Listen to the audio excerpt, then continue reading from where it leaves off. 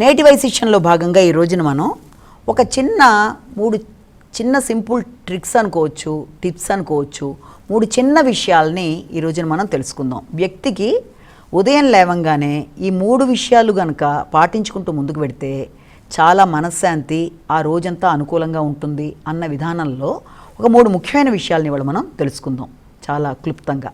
అందులో మొట్టమొదటిగా ఏంటంటే, మార్నింగ్ పొద్దున లేవంగానే ఎవరైనా సరే గ్రాటిట్యూడ్ అనేది వాళ్ళు చూపించుకోవాలి. అంటే భగవంతుడా, నీ వల్ల నాకు ఈ రోజున లేచాను, అనుకూలంగా ఉంది, తన మీద తనకి విశ్వాసాన్ని, అలాగే తన చుట్టుపక్కల ఉండే వాళ్ళందరి మీద కూడా గ్రాటిట్యూడ్ చూపించే విధానం అనేది ఇది కూడా చాలా చాలా ఉపయోగపడుతుంది. కనుక గ్రాటిట్యూడ్ అనేది చాలా చాలా ఉపయోగపరమైన విషయం.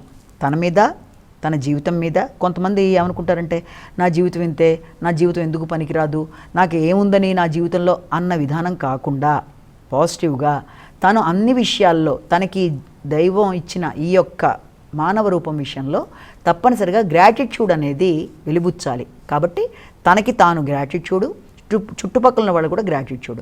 అలాగే మనకి కొందరు జీవితంలో మంచి లెసన్స్ చెప్పేవాళ్ళు ఉంటారు, అలాగే కొందరి వల్ల బ్యాడ్ మెమరీస్ ఉంటాయి, కొందరి వల్ల మంచి జరుగుతుంది, కొందరి వల్ల ఇబ్బందులు పడతాం. అంటే రకరకాల మనుషులు మన జీవితంలో కనబడుతూ ఉంటారు. అందరికీ కూడా అటు మనకు మంచి చేసిన వాళ్ళైనా, మన ఇబ్బంది పెట్టిన వాళ్ళైనా, మంచి మెమరీస్ ఇచ్చిన వాళ్ళైనా, బాధ పెట్టిన వాళ్ళైనా, అవతల వాళ్ళు ఎలాంటి వాళ్ళైనా మనతో పాటుగా వాళ్ళకు కూడా మనం గ్రాటిట్యూడ్ అనేది చూపించడం అనేది మనం ఫీల్ అవ్వాలి పొద్దున్నే ఫస్ట్ అవర్లో. అంటే మనం ఫస్ట్ పాజిటివ్ వైబ్రేషన్స్ అనేవి రావాలంటే ఏం చేయాలి? గ్రాటిట్యూడ్ అనేది చాలా ప్రధానంగా ఉండాలి. మన మీద, మన చుట్టుపక్కల వాళ్ళ మీద, మనకి మంచి చెడు ఏది చేసిన వాళ్ళ మీదైనా అది మొట్టమొదటిగా చేయాలి. ఇక రెండో పాయింట్ ఏంటంటే, అన్ని విషయాలు మైండ్ఫుల్నెస్ అంటారు దాన్ని. అంటే దాని మీద దృష్టి సారించి ఖచ్చితంగా మనం చేసే పనులన్నీ కూడా ఎలా ఉండాలి అంటే, ఇప్పుడు అది ఒక మెడిటేషన్ కావచ్చు, ఒక వాకింగ్ కావచ్చు, ఒక ఏది చేసినా కూడా దాని మీద చక్కటి దృష్టి సారించి దాని మీద పూర్తి స్థాయిలో మన ఆలోచనలు పెట్టి మనం కనుక ముందుకు వెళ్ళడం అనేది చేసుకుంటూ కనుక వెళ్ళినట్లయితే మైండ్ఫుల్నెస్ అనేది ప్రతి కోణంలోనూ మనకు ఉపయోగపడుతుంది జీవితంలో.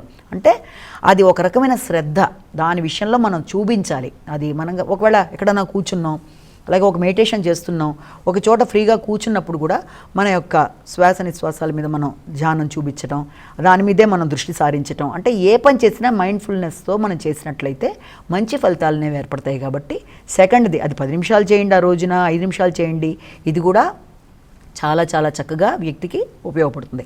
ఇక మూడోది, పొద్దున్న లేచిన తర్వాత ఈ రెండింటితో పాటుగా మనం చేయవలసిన మూడోది కూడా ఏంటంటే, మనతో మనం పాజిటివ్గా ఉండడం అనేది. మనతో మనం పాజిటివ్ టాక్. అంటే మనతో మనం మంచిగా ఏ విధంగా మాట్లాడుకుంటాం అంటే, మన మీద మనకే ఒక మంచి ఇది లేకుండా ఇంకేం లేదులే నా జీవితం అనుకోను, లేకపోతే ఒక నెగిటివ్గా ఆలోచించుకోవడమే మొదలు పెడితే ఆ నెగిటివిటీతోనే ఆ రోజంతా మొదలవడంతో పాటుగా నెగిటివ్ ఆలోచనలే రావడం, ఆ నెగిటివిటీయే ముందుకెడుతుంది. కాబట్టి వీలైనంతవరకు ప్రతి విషయంలో కూడా పాజిటివ్గా మన గురించి మనమే మాట్లాడుకోవడం. ప్రతి విషయంలో నేను ఈ పని చేయగలను, నా మీద నాకు నమ్మకం ఉంది, నేను ఎలాగైనా దీన్ని సాధిస్తాను.